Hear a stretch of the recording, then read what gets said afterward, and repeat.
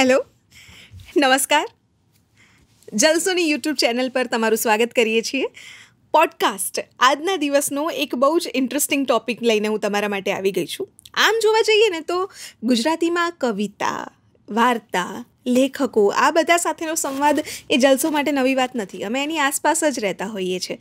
પણ એના સર્જક સાથે જ્યારે મુલાકાત થાય ત્યારે વાત કંઈક મજાની બની જતી હોય છે. જે કવિતાઓ તમે વાંચતા હોવ, જે વાર્તાઓ તમે વાંચતા હોવ, એ જે વ્યક્તિએ લખી છે એની સાથે એ વાર્તા કે એ કવિતા વિશે જ્યારે વાત કરવા મળે ત્યારે માહોલ મજાનો થઈ જાય. આજના દિવસે એક એવા કવિયત્રી કહી શકાય, વાર્તાકાર કહી શકાય, અને હવે તો તેમણે સુંદર નિબંધો લખ્યા છે એ પણ પુસ્તક સ્વરૂપે આવી ગયા છે.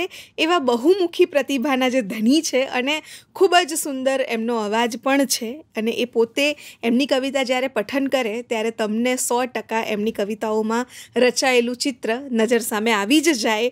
એવા ગુજરાતના ખૂબ જ જાણીતા સુપ્રસિદ્ધ કવિયત્રી પારુલ ખખ્ખર છે મારી સાથે આજે. તમારું ખૂબ ખૂબ સ્વાગત છે મેમ જલસો પર. Thank you so much for coming. સૌથી પહેલાં તો ખૂબ આભાર આપ આવ્યા. અરે મને મજા પડે તારી સાથે વાતો કરવાની. બસ ત્યારે આપણે વાતો જ કરવી છે. બસ એકદમ. સૌથી પહેલાં તો આપ અમરેલી રહો છો અને આઈ અન્ડરસ્ટેન્ડ કે તમારી અવરજવર ઓછી હોય, તમે આ મીટિંગમાં you can make it. Thank you so much. સૌથી પહેલો સવાલ જ એ પૂછવો છે કે તમે તો ઘણા વર્ષો સુધી લગભગ કવિતા લખવાનું લગભગ મૂકી દીધેલું, અને ઘણા અંતરાલ પછી 20 વર્ષ જો હું ભૂલ ના કરતી હોઉં તો એ પછી તમે કવિતા લખવાનું ફરી શરૂ કર્યું. વોઝ ઇટ ચેલેન્જિંગ એટલા માટે નહોતું કે જ્યારે મેં છોડી હતી ત્યારે બી એટલી સહજતાથી કવિતાને છોડી હતી, કારણ કે મારી પ્રાયોરિટી બદલાઈ હતી. મારો દીકરો નાનો હતો, ઘર પરિવારને સંભાળવાના હતા, એટલે કવિતાને મેં જાણી જોઈને એક સાઈડ આડે હાથે મૂકી દીધી હતી કે ભાઈ હમણાં તું બેસ, હમણાં મારે બીજું કરવાનું છે, મારી પ્રાયોરિટી બીજી છે. એટલે અને એ બી એટલી સમજદાર કે જેટલી સહજતાથી ગઈ હતી, એણે ન તો વિરોધ કર્યો કવિતાએ કે મને કેમ મૂકી દીધી, મને સાઈડ આઉટ કરી દીધી, એવું નહીં. ચૂપચાપ બેઠી રહી, રાહ જોતી રહી. અને હું તો ગૃહિણી તરીકે કમરે છેડો ખોસીને મારો ગૃહિણી ધર્મ નિભાવી રહી હતી. અને 20 વર્ષ પછી એક સમયનો ટુકડો મને મળ્યો કે દીકરો પોતાના ભણતરમાં બિઝી હતો, હસબન્ડ એની કેરિયરમાં બિઝી હતા, સાસુ હવેલીએ હતા. તો એક ગૃહિણી, નવરી પડેલી ગૃહિણી શું કરે? અને ત્યારે પેલી હઉ કરીને કીધું કે હજી હું બેઠી છું, રાહ જ જોઉં છું. તમે પારુલબેન ઘણા વર્ષોનો અંતરાલ લીધો કવિતા લખવામાં.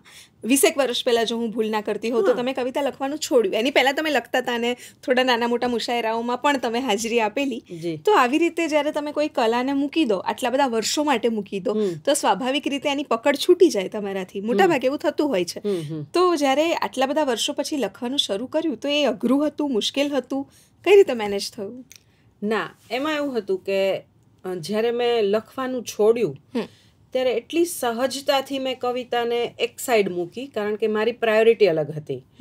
દીકરાને મોટો કરવાનો હતો, એના ભણતરમાં ધ્યાન દેવાનું હતું, નવો ઘર સંસાર શરૂ કર્યો હતો, એટલે આપણને એમ હોય કે બેસ્ટ ગૃહિણી, બેસ્ટ માતા, બેસ્ટ પુત્રવધુ, એમ બધા ખિતાબ મેળવવાની પેલી હોય. બધા જ ટેગ્સ આપણને જોતા બેસ્ટ વાળા જ જોઈતા હોય.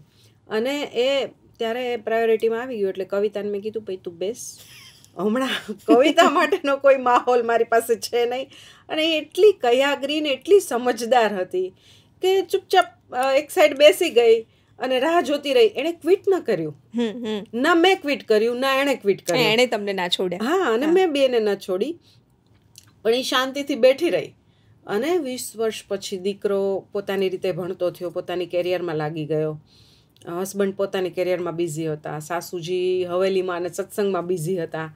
ત્યારે પેલી કમરે છેડો ખોસીને ગૃહિણી જે મંડી પડી હતી, 20 વર્ષ સુધી લગાડ દોડતી હતી, એ બી થોડી ધીમી પડી હતી.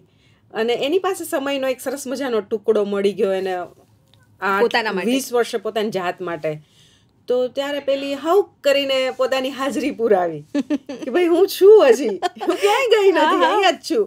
અને જેટલી સહજતાથી ગઈ હતી એટલી જ સહજતાથી મારી પાસે પાછી આવી ગઈ. અને ચેલેન્જિંગ એટલું હતું કે ભાઈ પહેલાં હું લખતી હતી તે ગઝલ સ્વરૂપ હતું, પણ છંદ નહોતા આવડતા મને. અને પછીની ઇનિંગ જે શરૂ થઈ એમાં પહેલું કામ મેં છંદ શીખવાનું કર્યું. અહીંયા અમદાવાદ આવી અને 1.5 દિવસની શિબિર કરી, અને એમાં ચીનુ મોદીથી લઈને બધા જ મોટા મોટા કવિઓએ એક સેશન લીધા, રહીશભાઈ અને બધાએ. અને એમાંથી છંદ, લઘુ ગુરુ, એ બધું શીખી અને પછી છંદમાં લખવાનું શરૂ કર્યું ને ગઝલ દેવી સાક્ષાત હાજર થઈ ગયા.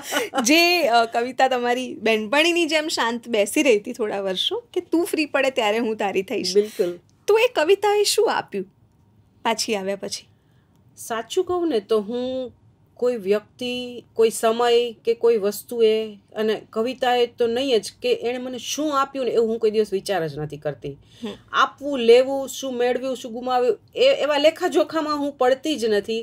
પણ જો આપણે જોવું જ હોય કે કવિતાએ મને શું આપ્યું, એવું બિલોરી કાચ લઈને આપણે બેસીએ તો એક જે ગૃહિણી પારુલ ખખ્ખર હતી, એમાંથી કવિયત્રી પારુલ ખખ્ખર તરીકેનું જે સ્થાન, જે મુશાયરા, જે પુસ્તકો, જે બધું આપ્યું, એ જે નવી ઓળખ મળી સાહિત્ય જગતમાં, એ મને કવિતાએ આપી છે. વાહ. અને કવિતાએ શું બદલ્યું? બદલ્યો દ્રષ્ટિકોણ. કોઈ પણ જગ્યાએ જાઓ, કોઈ પણ વસ્તુને જોઉં, કોઈ વ્યક્તિને મળું, ત્યારે જે આપણે 3 ડાયમેન્શનલ જે વાત કરતા હોય છે, 3 પ્રકારે જે જોવાની વાત છે, તો પહેલાં હું 2 પ્રકારે જ જોતી, અને હવે કોઈ પણ સ્થળને, વ્યક્તિને, સંજોગોને હું ત્રીજી દ્રષ્ટિથી જોવા મળી. એને આ તમે ત્રીજી આંખ બી કહી શકો કે કવિતાએ જે ત્રીજી આંખ ખોલી છે, એનાથી હું આખી તમામ વસ્તુને કોઈ જુદા જ એંગલથી, જુદા જ દ્રષ્ટિકોણથી જોતા શીખી ગઈ છું. એટલે એ ફેરફાર થયો કવિતાને કારણે. અને તમારી કવિતાઓ પણ આમ જોવા જઈએ તો પોતાની રીતે ખૂબ અલગ છે. તમે એક એવો અવાજ લઈને આવ્યા કે જે 20 વર્ષ સુધી માત્ર એના ઘર કે રસોડામાં હતો ને પછી અચાનક બોલ્યો, એટલે એની કવિતાઓમાં ઓરસિયો પણ આવે અને બારીની બહારનું ગુલમોહર પણ આવે. તમે તમારા કાવ્યોને જો થર્ડ પર્સનની જેમ જુઓ, તમારી કવિતાઓ વાલી જ હોય, તો તમને અત્યારે જે લખાય છે એના કરતાં એવું શું જુદું છે? કારણ કે લોકોને બહુ ગમે છે તમારી કવિતાઓ, તો એવું તો શું જુદું છે એ કવિતાઓમાં તમારા મતે કે જે કદાચ થોડું વધારે લાઇકેબલ થયું? એટલે એક તો એ બન્યું કે તમે જે કીધું એમ રસોડા અને ઘરમાં રહી, તો જેમ રસોડામાં મારો રસોઈ પાકતી રહી ને, એમ પેલી કવિતા બી પાકતી રહી, મારા અનુભવો પાકતા રહ્યા, મારો સમય, મારી સમજણ પાકતી રહી. તો જે શરૂઆતની કવિતાઓ મેં લખી હતી 5, 15, 10 જેટલી, તો એના કરતાં આ કવિતાઓ જુદી પડી. કારણ કે અને એક બીજું કે મારો નારીવાદી અવાજ નથી, અવાજ જુદો છે, પણ એ માનવવાદી, દરેક માનવની પીડાની, માનવના પ્રશ્નોની વાત છે. નારીના અલગ પ્રશ્નો હું પાડતી નથી. એટલે જનરલી સ્ત્રી લખે ને ત્યારે નારીવાદી જ લખે, તો હું જુદી ત્યાં પડી કે હું નારીવાદી લખતી નથી. જે પ્રશ્નો છે એ માણસ માત્રના પ્રશ્નો છે એમ વિચારીને હું લખું છું. એટલે એ અર્થમાં એને જુદી કહી શકાય. બીજું કે કોઈ પણ પૂર્વસૂરી ના ઓછાયા વગરની, ભલે રમેશ પારેખના ગામમાં રહું છું, પણ રમેશ પારેખનો ઓછાયો લીધા વગર મારી કવિતાઓ આવી છે ને, એનો તો મને બહુ ગર્વ છે. વાહ વાહ. તમે અમરેલી રહો છો અત્યારે? જી. અને એની પહેલા તમે ક્યાં રહેતા હતા લગ્ન પહેલા? રાજકોટ. રાજકોટ અને સાસરું અમરેલી. તો હવે તો તમને રાજકોટ પાછું મળ્યું એવું થયું છે ને? હવે રાજકોટ પાછું જવાના સંજોગો ઊભા થયા છે. સો તમે નાના હતા ત્યારથી કવિતાઓ લખવાનો શોખ છે? કારણ કે તમે એક મરીઝવાળો ઇન્સિડન્ટ શેર કર્યો હતો, તમારો દીકરો બહુ નાનો હતો અને ઘાયલ સાહેબ વાળો, સોરી, એ ઘાયલ સાહેબ વાળો એક ઇન્સિડન્ટ તમે શેર કરેલો કે દીકરો નાનો હતો ને ખોળામાં હતો ને તમે કવિતા વાંચી હતી, એ વાળો કિસ્સો જો તમે શેર કરી શકો. હા, એટલે એ વખતે દીકરો 1.5 થી 2 વર્ષનો. એક જ સેકન્ડ રૂક, કઈ સાલની વાત છે? એટલે 92ની સાલ હશે, કારણ કે 90માં દીકરાનો, 89માં લગ્ન થયા, 90માં દીકરાનો જન્મ થયો, અને મને એમ છે 91નો એન્ડ ડિસેમ્બર હતો, એટલે 91નો એન્ડ અથવા 92નો એન્ડ, એવો સમયગાળો હશે.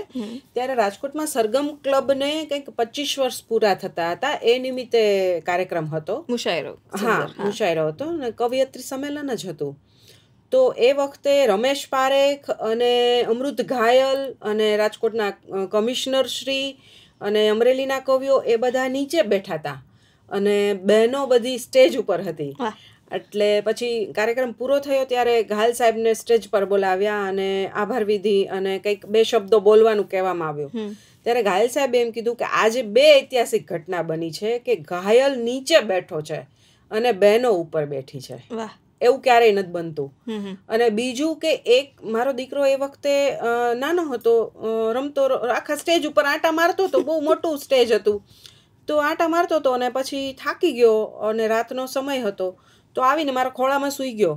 હવે બધી બહેનો પોડિયમ પર જઈને કવિતા બોલતી હતી, પણ મારા ખોળામાં દીકરો સૂતો હતો, એટલે માઇકને મારા સુધી લાવવામાં આવ્યું અને મેં બેઠા બેઠા કવિતાઓ બોલી. વાહ. એટલે ઘાયલ સાહેબે જે આ વાત તો કીધી કે સ્ટેજ પર બેનો છે ને ઘાયલ નીચે બેઠો છે, ને બીજી વસ્તુ એ છે કે મને ગુજરાતી ભાષાની જરાય ચિંતા નથી થતી, કારણ કે એનું ભવિષ્ય બહુ ઉજળું છે, કારણ કે ખોળામાં દીકરો લઈને એક સ્ત્રી કવિતા બોલી રહી છે. આહા, એટલે આવનારા 20 વર્ષ સુધી તો આ ગુજરાતીને કંઈ નથી થવાનું એમ. વાહ વાહ, ક્યાં વાત હે. એવું થયેલું. તમે એટલા ફોર્ચ્યુનેટ રહ્યા છો કે રમેશ સરને કે ઘાયલ સાહેબને આ રીતે પર્સનલી મળી શક્યા, જી. એમની સામે પઠન કરી શક્યા. જી. કોઈ બીજા એમના સાથેના પ્રસંગો યાદ છે? ના, એટલે એમ હું બહુ અંતર્મુખી અને સંકોચવાળી વ્યક્તિ, અને હું સ્ટ્રોંગલી એવું માનું કે હું સર્જનને વધારે પસંદ કરું. એના સર્જક સાથે બહુ મળવું, હળવું, એની સલાહ લેવી, એને કવિતાઓ બતાવવી, એવું આજ દિવસ સુધી મેં નથી રાખ્યું. કોઈ મારા ગુરુ નથી, કોઈ એવા સર્જક નથી કે જેને લખીને હું સીધી કવિતા મોકલું ને કહું કે આમાં કાંઈ ફેરફાર હોય તો મને કહો.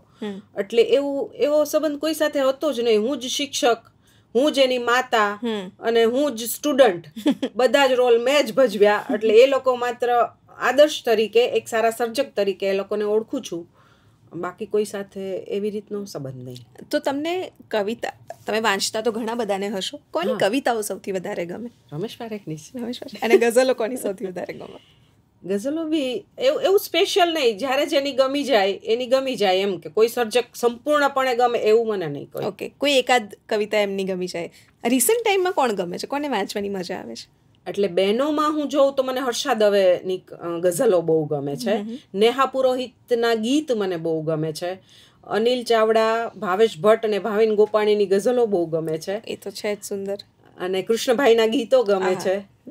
એટલે એ મારા સમકાલીનો છે અને મને એની આ બધી રચનાઓ ગમે છે. યંગ જનરેશન ઘણી હવે તો આપણે ત્યાં કવિતાઓમાં આવી રહી છે, બહુ જ. અને એ લોકો પણ પોતાનો અવાજ લઈને આવે છે. એકદમ પૂર્વસૂરી તરીકે તો નહીં, પણ અનુભવી તરીકે જો તમારે એમને એક સલાહ આપવાની હોય તો એ તમે શું આપો?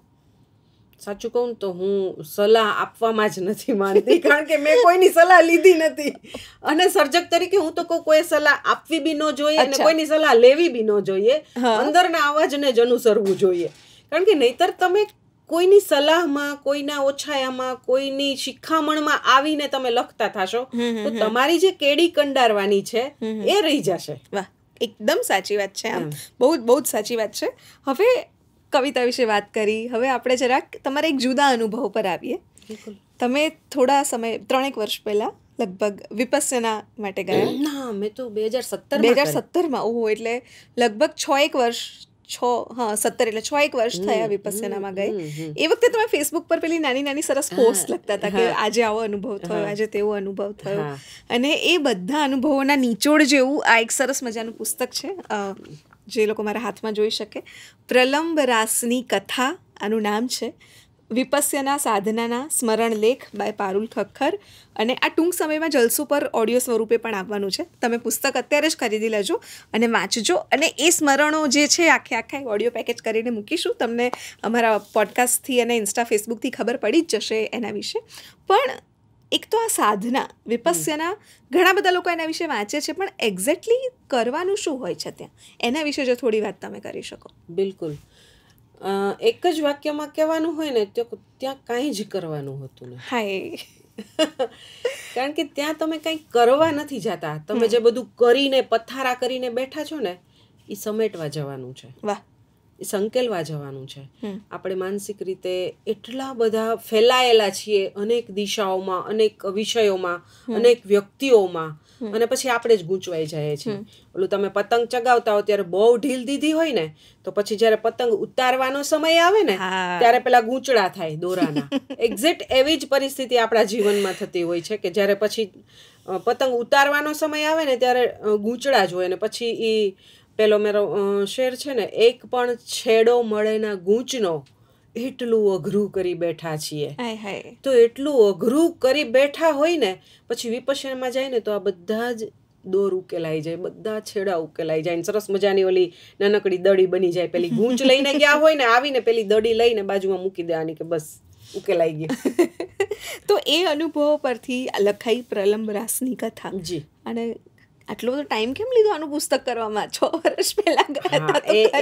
એ વાત મેં કોઈની સાથે શેર નથી કરી, પણ આજે આટલા મોટા જાહેર માધ્યમ પરથી હું શેર કરું છું. કે 2021માં મારી એક કવિતા આવી હતી, શબવાહિની ગંગા. ઓકે.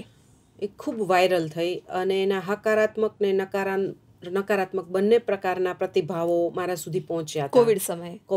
કોવિડવાળી કવિતા. તો એ સમયે મારી ઉપર એટલું બધું પ્રેશર આવ્યું હતું, એટલા બધા વ્યંગ થયા હતા, એટલું બધું ટ્રોલિંગ થયું હતું કે કોઈ પણ કાચી પોચી સ્ત્રી હોત તો એ પડી ભાંગી હોત, એણે માફી માગી લીધી હોત, કવિતા પાછી ખેંચી લીધી હોત કે કંઈ પણ કર્યું હોત, અને મારી સાથે કંઈ પણ થઈ શકે એવી પૂરેપૂરી શક્યતાઓ હતી, કારણ કે રાજકારણ બી એમાં હતું, આવી ગયું હતું. ન ચાહતા હોવા જ લખતી વખતે એવો કોઈ જ આયાસ નહોતો, પણ અનાયાસે એમાં રાજકારણ જોડાઈ ગયેલું હતું. તો એટલું બધું પ્રેશર હતું ચારે બાજુથી, માનસિક રીતે ખૂબ પ્રેશરાઇઝ હતી. અને એક સ્ત્રી કવિતા લખતી હોય કે જે ગુલમોહર બળી જાય તો એ જે મરશિયા લખતી હોય, એ સ્ત્રી ઉપર આટલા પ્રકારનું ટ્રોલિંગ કે ડિક્શનરીના ખરાબમાં ખરાબ શબ્દો એ સ્ત્રી માટે વાપરવામાં આવતા હોય, અને એ સ્ત્રી રોજે રોજ ફેસબુક ખોલીને, ટ્વિટર ખોલીને, ઇન્સ્ટા ખોલીને, યુટ્યુબ ખોલીને પોતાના વિશે જોતી હોય, તો ત્યારે હું 6 દિવસ સુધી તો રડી જ નહોતી. આટલું બધું મારા પર થયું તો મને રડવું ના આવ્યું. 6 દિવસે હું હિતેશ પાસે રડી, મારા હસબન્ડ પાસે, કે હવે આ બધું બંધ થાય તો સારું, કારણ કે હવે આ બધું મને ઇરિટેટ કરે છે. અને પછી ઘણા બધા પ્રેશર હતા મારી ઉપર, અને ઘણી બધી તકો હતી કે અમરેલીથી લઈને અમેરિકા સુધીના પત્રકારો ના મેસેજ મારા ફોનમાં હજી પણ પડ્યા છે કે તમે પેઇડ ઇન્ટરવ્યૂ આપો, અમને બાઇટ્સ આપો, અમને કંઈક વાત કરો, તમે બોલો, અમને કંઈક મટીરિયલ આપો. મિત્રો બી હતા, રિપોર્ટર્સ મિત્રો બી હતા, પણ મારે કાંઈ જ કહેવાનું નહોતું. મારે માત્ર જે કહેવું હતું એ મારી કવિતામાં હતું. ઓફકોર્સ. અને મારે વિવાદમાં બી પડવું, કારણ કે વિવાદ ઊભા કરવા કે વાયરલ થવા માટે મેં આ કંઈ કર્યું જ નહોતું. મેં તો પીડાની કવિતા લખી હતી, રડતા રડતા લખી હતી કવિતા, અને એને આખું જુદું જ સ્વરૂપ આપી દેવામાં આવ્યું હતું. તો આ આખું લગભગ 1-1.5 મહિનો ચાલ્યું. એટલું પ્રેશર, રાજકારણનું પ્રેશર, તમામ પક્ષના અગ્રણીઓના મેસેજ મારી ઉપર પડ્યા છે, અમને મળો, અમારી સાથે ફોટો પડાવો, અમે તમારો પક્ષ લેશું, અમે તમને સપોર્ટ કરશું. પણ એક પણ વસ્તુને મેં ધ્યાનમાં ન લીધી. માત્ર મારો પરિવાર અને હું, અમે આટલા જજુમી રહ્યા હતા. અને એ વખત એટલો ખરાબ સમય હતો કે મારા દીકરાની જોબના બી પ્રશ્નો હતા, પ્રાઇવેટ નોકરી હતી, એટલે એ પ્રશ્નો બી ચાલતા હતા. એટલે આમ અનેક પ્રકારના પ્રશ્નોનો હું એકસાથે સામનો કરી રહી હતી.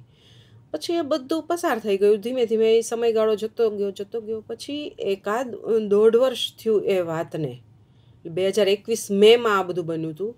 પછી 1-1.5 વર્ષ થયું પછી મને એવો વિચાર આવ્યો કે હું આટલી બધી સંવેદનશીલ, કે ટીવી જોઉં તોય રડું, કોઈક પોતાના મા બાપ વિશે વાત કરે તોય મને આંખમાં આંસુ, અત્યારે તું તારા ભાઈ બહેન વિશે કે તારા સાસુની બીમારી વિશે વાત કરતો મને રડવું આવી જાય. તો એવી પોચી કહેવાય એવી સ્ત્રી આવડા મોટા વાવાઝોડા સામે કઈ રીતે ટકી ગઈ? તો એવું શું હતું કે જેણે મને ટકાવી રાખી? અને પછી ત્યારે એક બેનપણી સાથેની વાતચીતમાં મને લાઇટ થઈ, ઓચિંતાની રીતસર ટ્યુબલાઇટ જ થઈ કે યસ, આ તો વિપશ્યના હતી.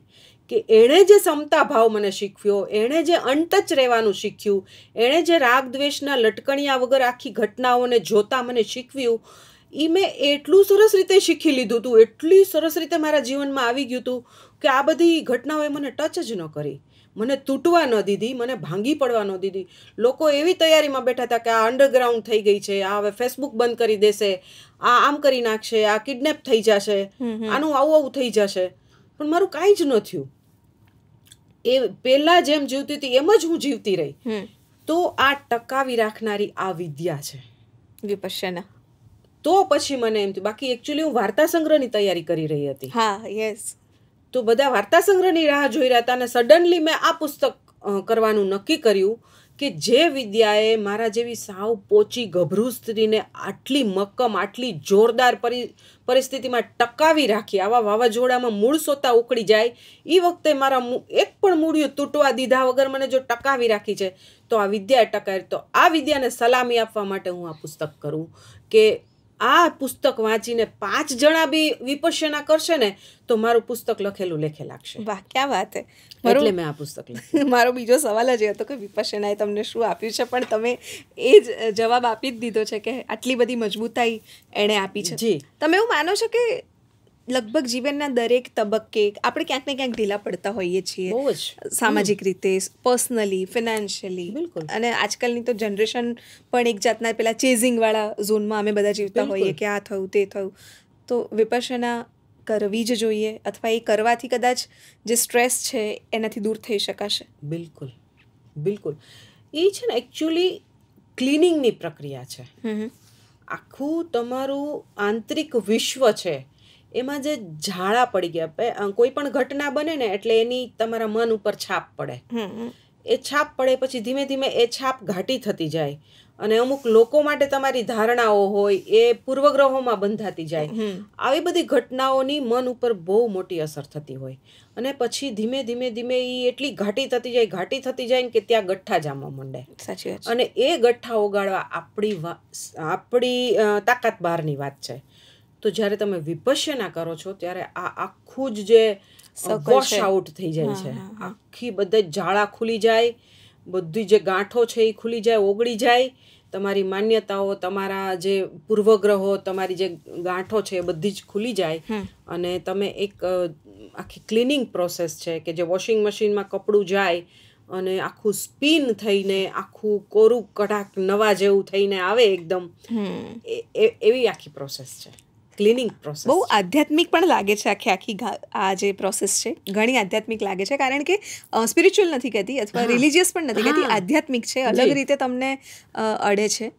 તો આ વિપશ્યનાના સેશન્સ પછી, કારણ કે આપણે બધા પોતપોતાના ધર્મ સાથે જોડાયેલા લોકો છે, તમારામાં કોઈક એવા આધ્યાત્મિક ફેરફાર થયા કે જે તમને એવું લાગે છે કે કદાચ પહેલાં જે હું માનતી હતી કે પહેલાં જે મારા ભ્રમ હતા, ઘણા બધા ભ્રમ પણ તોડ્યા છે ને વિપશ્યનાએ? ના, ભ્રમ તો નહીં પણ માન્યતાઓ દૂર થઈ. ઓકે. પહેલાં ઘણા વર્ષથી 12 વર્ષ વિપશ્યનામાં ગઈ એ પહેલાંના 12 વર્ષથી હું સ્વાધ્યાય પ્રવૃત્તિમાં જોડાયેલી હતી. સ્વાધ્યાયની, વિદ્યાપ્રેમ, સંવર્ધનની 5 વર્ષની પરીક્ષાઓ મેં પાસ કરી છે બહુ સારા માર્ક્સથી. અને એને કારણે રામાયણ, મહાભારત, વેદો, ઉપનિષદો, પુરાણો એ બધાનો મારે અભ્યાસ કરવાનો હોય. બહુ લેન્ધી સિલેબસ હોય એનો અને સંસ્કૃત મોટે ભાગે હોય. તો ત્યાં સુધી મને ગીતાના જ વિચારો મારા જીવનમાં, તો ત્યાં સુધી મને આત્મા અને પરમાત્માનું ધ્યાન કરી શકાય અને એનાથી જ ક્લિનિંગ થાય, એનાથી જ વિચારો શુદ્ધ બને, એનાથી જ તમારી આખી માનસિકતા બદલાય, એવો મારો ભ્રમ હતો.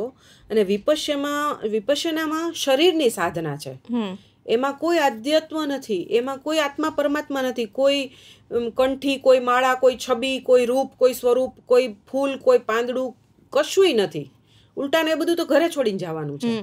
તમારે ત્યાં એક પણ આલંબન વગર, એક પણ સાંપ્રદાયિક આલંબન વગર માત્ર તમારી જાતને જોવાની છે અને અંદરની જે ક્લિનિંગ પ્રોસેસ કરવાની છે ને, જે અનટચનેસ, કે જે તમે સમતા ભાવપૂર્વક સારું અને ખરાબ સ્થિરતાથી પસાર થતું જોઈ શકો, એ જ આટલું શીખવાનું છે. વાહ. એક બીજો સવાલ એ છે કે આનું ટાઇટલ બહુ ઇન્ટરેસ્ટિંગ છે, પ્રલંબરાસની કથા.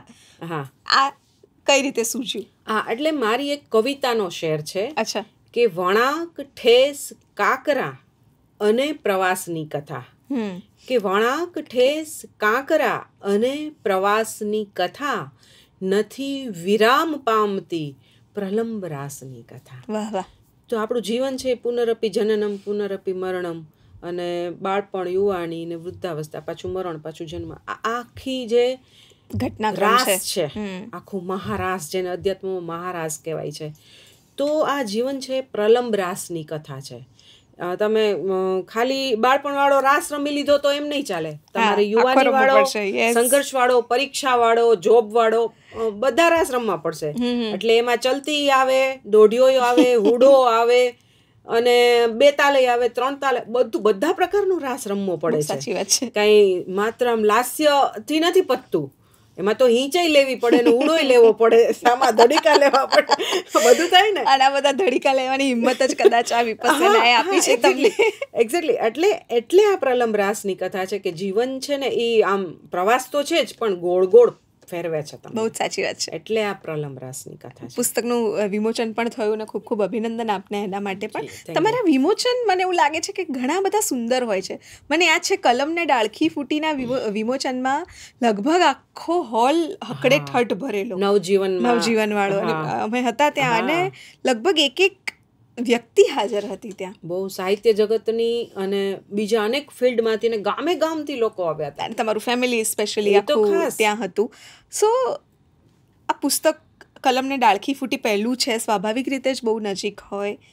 અત્યારે પણ એ પુસ્તક ઘણા બધા તમે બુક ફેરમાં જાઓ કે તો તમને ત્યાં દેખાઈ જ જાય. કલમને ડાળખી ફૂટી હંમેશા થોડુંક દિલની નજીક રહેશે. બિલકુલ, કારણ કે આપણું પહેલું પુસ્તક છે એટલે એ ફિલિંગ હોય. પ્લસ એની તો હવે બીજી આવૃત્તિ બી થઈ ગઈ. પહેલી 500 કોપીઝ છે એ સેલ આઉટ થઈ ગઈ.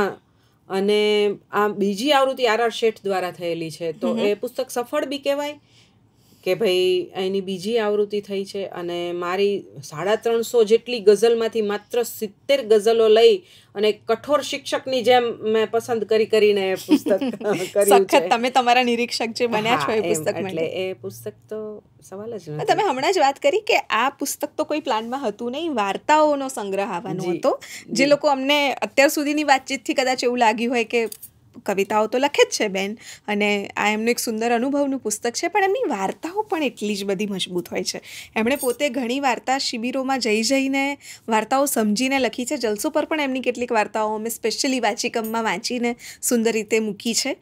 તો વાર્તા સંગ્રહ હવે ક્યારે આવવાનો છે એ કહી દો અમને બધાને.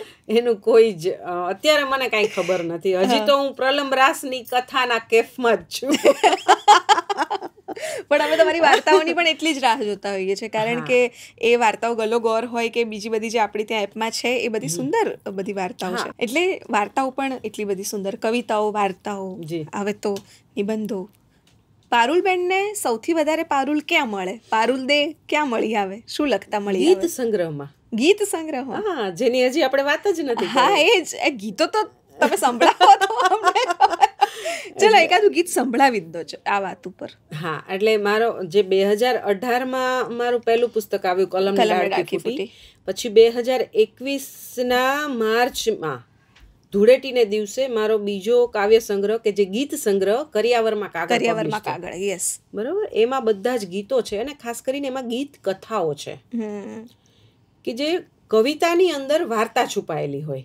એટલે એમણે બે બાજુ જે સરસ રીતે આમ પોતાની હથોટી મેળવી છે ને, કે આપણને ગીત આવડે, કવિતા આવડે, વાર્તા આવડે, અને ગીત ને વાર્તા આવડે. એકાદું ગીત સંભળાવો ને ચલો એ વાત ઉપર.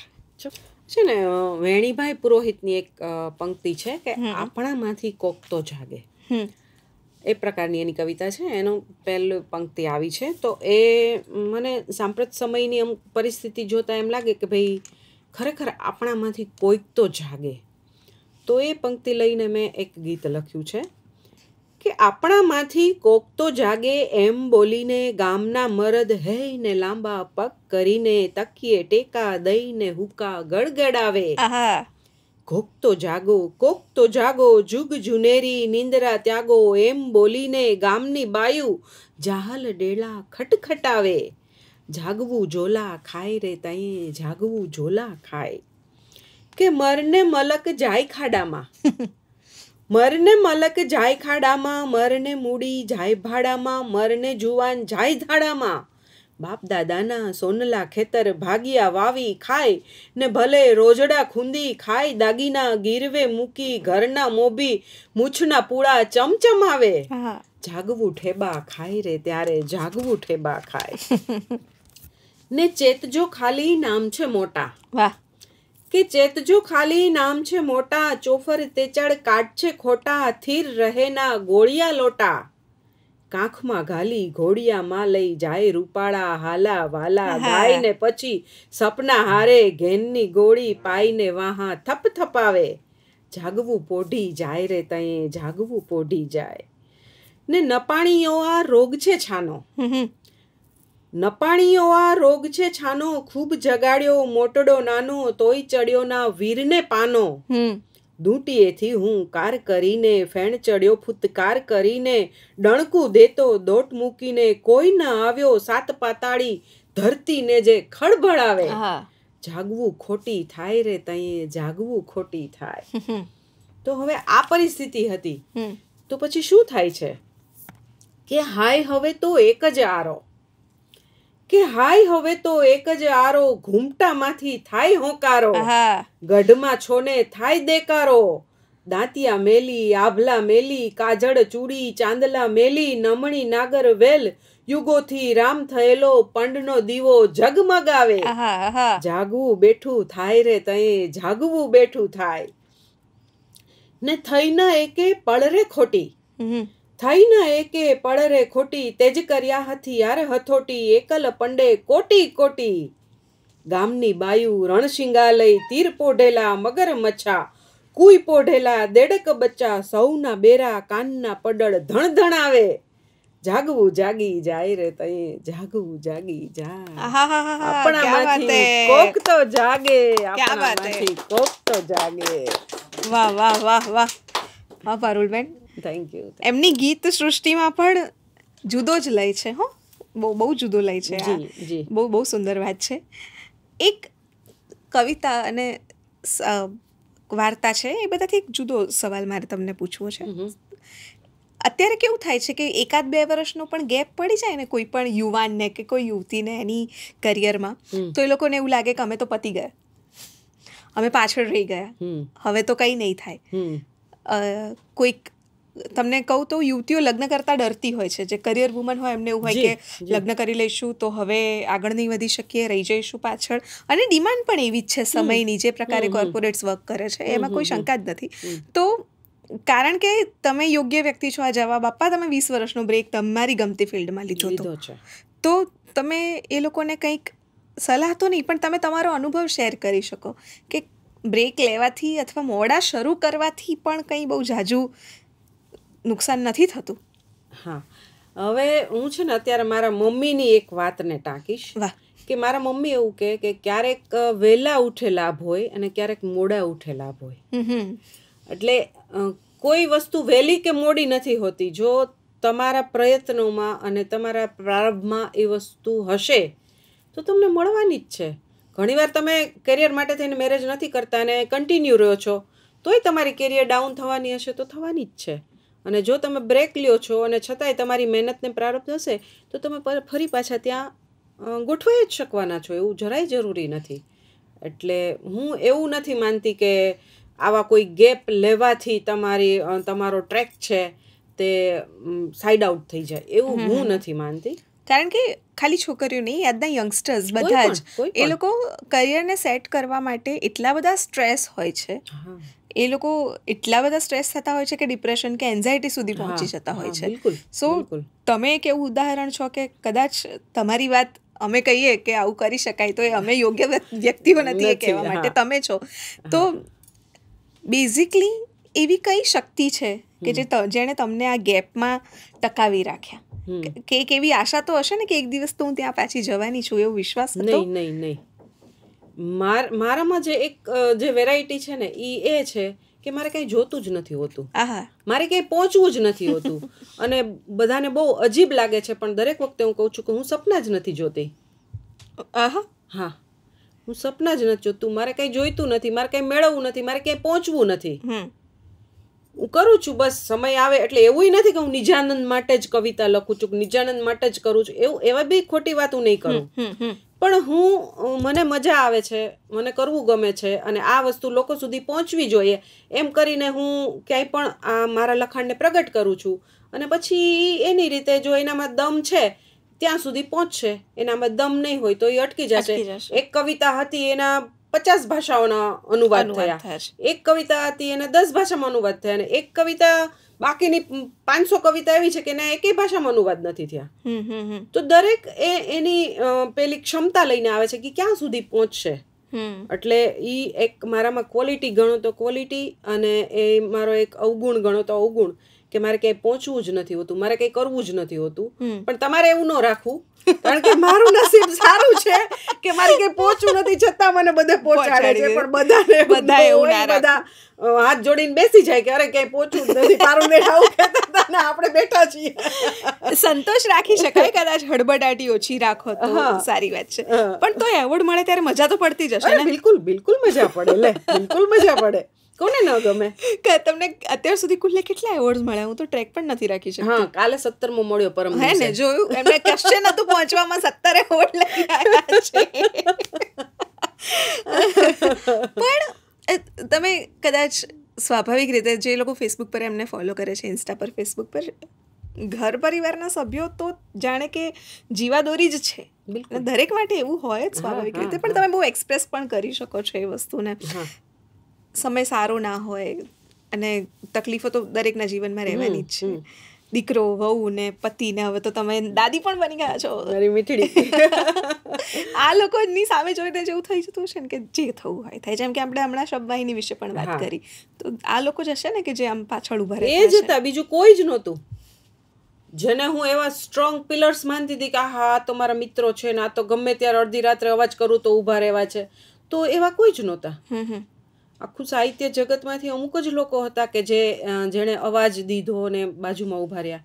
બાકી અમારો પરિવાર જ હતો, બીજું કોઈ જ નહોતું. એટલે પરિવાર જ છે કે જેણે હંમેશા મને મારા દરેક કામમાં સપોર્ટ કર્યો. મારા આવા કાર્યક્રમો હોય ત્યારે એ લોકોએ બધું એડજસ્ટમેન્ટ કર્યું છે અને એ લોકોને લીધે હું જ્યાં પણ પહોંચી છું ત્યાં પહોંચી શકું છું. નહીંતર ઘણી કલમો એવી છે કે ઘર પરિવારમાં દબાઈ જતી હોય છે. બહુ જ સાચી વાત છે. જવાહર બક્ષીની જ કદાચ આ રચના છે કે શરૂ નથી થયો તો પણ પ્રવાસ ચાલે છે. એવું છે પારુલબેનના કેસમાં કે એમને એવું છે કે આપણે શરૂ નથી કર્યો પણ પ્રવાસ છું, મારામાં રાસ ચાલે છે. મારું એવું જ છે.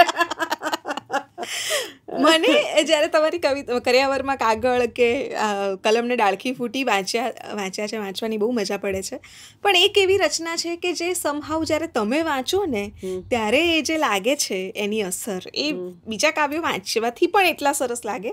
પણ ગુલમોહરનું મરસ્યું જ્યારે તમે રજૂ કરો ને ત્યારે એ જાણે કંઈક જુદું જ બની જાય છે. તો મારા લિસનર્સ માટે હું ઈચ્છીશ કે તમે ગુલમોહરનું મરસ્યું તો સંભળાવો જ અત્યારે. ચોક્કસ. એટલે તમારે મને રડાવી જ છે? ના, હું બિલકુલ નહીં રડાવું. હું તમને આમ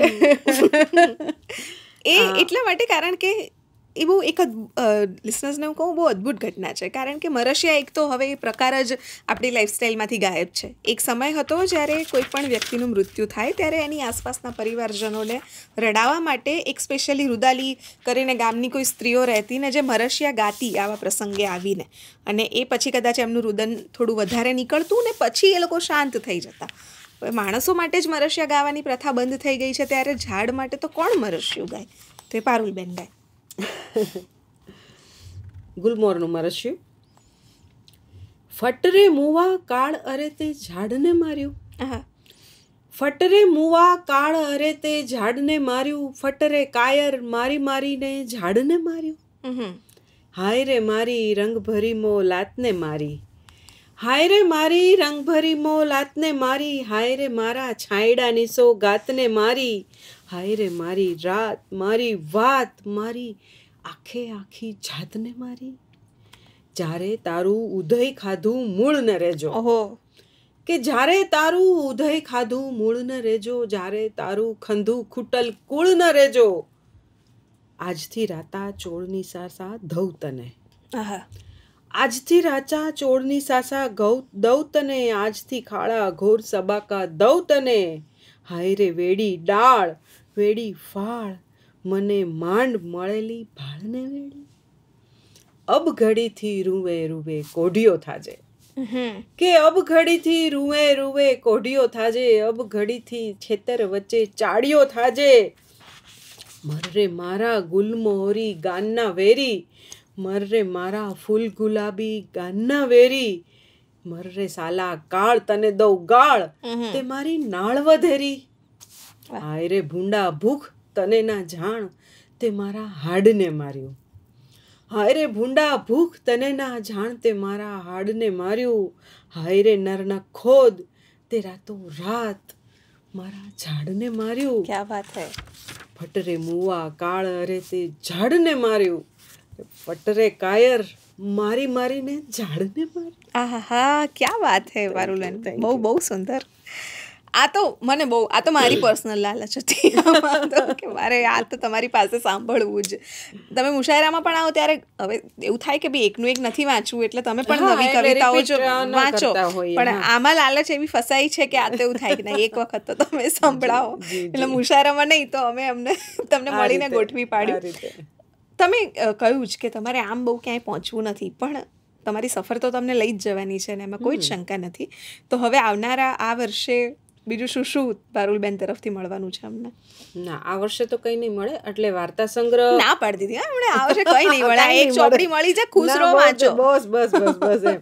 એટલે વાર્તા સંગ્રહ વિશે વિચારું છું, પણ ક્યારે આવશે એ કાંઈ નક્કી નથી. ને પછી એમાંય આ જેમ આ પ્રલંબરાસની કથા એ વચ્ચે ઘૂસ મારી દીધી, એવું બીજું કઈ ઘૂસ મારી દે તો મને ખબર નથી. પાછલા બારણેથી બધા જે ચોર ઘૂસી જતા હોય છે. પણ વાર્તાઓ લખવાનું ચાલુ એકદમ સરસ. હમણાં તો કાંઈ નથી લખાતું, પણ હું બહુ ધીરજવાળી વ્યક્તિ છું. બહુ આરામથી બેસું, રાહ જોઉં, અને એ બી મારથી વધારે ધીરજવાળી ઈ છે. મારી વાર્તા, મારી કવિતા ગઈ કે આ બેન એકદમ મૂડમાં હોય ને ત્યારે જ આપણે જવું છે, કવિતા લખવાના મૂડમાં હોય ને ત્યારે જ. પણ એકચ્યુઅલી છે કે મારી ઢીંગલી નાની છે ને હમણાં, એટલે હું દાદીહુડ એન્જોય કરી રહી છું. મધરહુડ પછી હવે દાદીહુડમાં બીજા 2 વર્ષ કઈ નહીં લખે, એટલે મને એમાં બહુ મજા આવે છે. અને દાદીહુડનો ફેઝ પાછો એવો છે કે એમાં કવિતા દૂર વહી જાય છે. ઈ પાછી દૂરથી જોવે છે કે આ બેન અત્યારે કવિયત્રીના સ્વાંગમાં નથી, ત્યારે દાદીના સ્વાંગમાં છે, એટલે હમણાં આને છંછેડાવ જેવા નથી. અમે આશા રાખીએ કે તમે તમારી બધી હુડ એટલી જ એન્જોય કરો એકદમ, અને આ પ્રલંબરાસની કથા તમારી ચાલતી જ રહે, તમારી કલમને ડાળખીએ ફૂટતી રહે ને બધા કરિયાવરના કાગળો તમારા સુધી પહોંચતા જ રહે. અને જલસો પર આજે તમે આવ્યા, અમને બહુ જલસો કરાવ્યો. ઘણી બધી એવી વાતો હતી કે જે ઇમ્પોર્ટન્ટ નથી લાગતી પહેલાં, પણ આ વાત થયા પછી એવું લાગે છે કે આ વાત કહેવાય એ સારું થયું. અને ઘણા બધા લોકો સુધી આ વાત પહોંચે અને ઘણા બધાને આનાથી ફાયદો થાય, અસર થાય. એ તો કે જાણે કે ઈશ્વરની ઈચ્છા છે, પણ એ માટે ક્યાં કંઈ કરીએ. એક્ઝેક્ટલી. પણ છતાંય પારુલબેનની ઘણી બધી એવી વાતો છે કે જે તમને દૂર રહીને પણ ઘણું ઇન્સ્પાયર કરી શકે, એવું હું તો બહુ જ પર્સનલી માનું છું. So thank you so much ma'am, તમે જલસો પર આજે આવ્યા, આટલી સરસ વાતો તમે મારી સાથે શેર કરી. Thank you so much. અને once again congratulations for this amazing book પ્રલંબરાસની કથા. યસ, તો ભાઈ આજનો પોડકાસ્ટ આપણે અટકાવીએ છીએ. નવા મહેમાન સાથે, નવી વાતો સાથે મળીશું. ત્યાં સુધી તમે અમારી યુટ્યુબ ચેનલ સબસ્ક્રાઈબ કરજો, લાઇક કરજો, શેર કરજો, કમેન્ટ કરજો. કંઈ બીજા પ્રતિભાવ હોય તો મોકલજો. જલસોના ફેસબુક પેજ પર, ઇન્સ્ટાગ્રામ પર બધા અમે અવેલેબલ છીએ જ. બાકી મળીએ છીએ. આવજો.